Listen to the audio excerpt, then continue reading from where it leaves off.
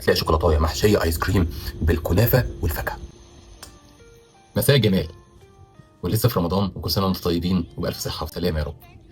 النهارده هعمل حاجه جديده ومختلفه، تنفع في رمضان وتنفع في غير رمضان، بس هحط فيها تاتش رمضاني كده، شويه كنافه تديها طعم مختلف. ما تيجي نشوف. هجيب الكنافه، انا حاططها في الفريزر، هجيبها اقطعها، نحطها في الطاسه مع حته زبده او شويه سمنه، السمنه بلدي. حطيت معلقه سمنه، احط معاها شويه سكر مطحون اللي هو سنترافيل.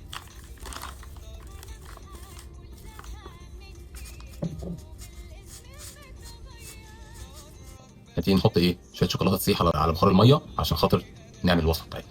هنجيب قوالب سيليكون، هنحط فيها شوكولاته، هنعمل ايس كريم من جوه بالفاكهه، وبعدين نغطيها بالشوكولاته، وهنحط مع الايس كريم شويه كنافه هتدينا احلى طعم.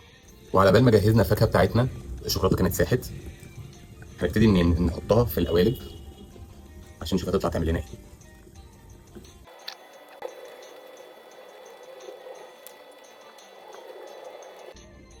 هنعمل 4 قوالب ب4 فليفرز.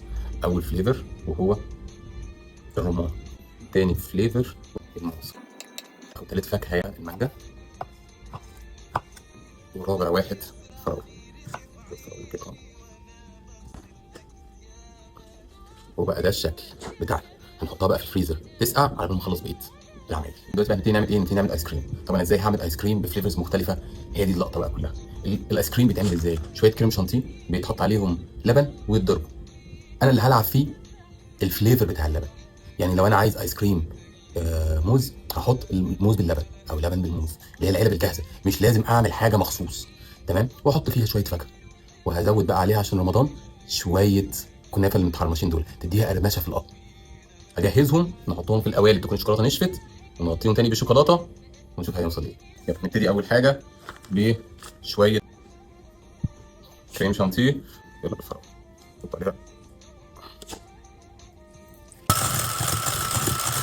بصوا بقت عامله ازاي، شايفين لونها عامل ازاي؟ نحط عليها بقى ايه، شويه فراوله احنا مقطعينهم صغير جدا، نقلبهم في سباتشولا.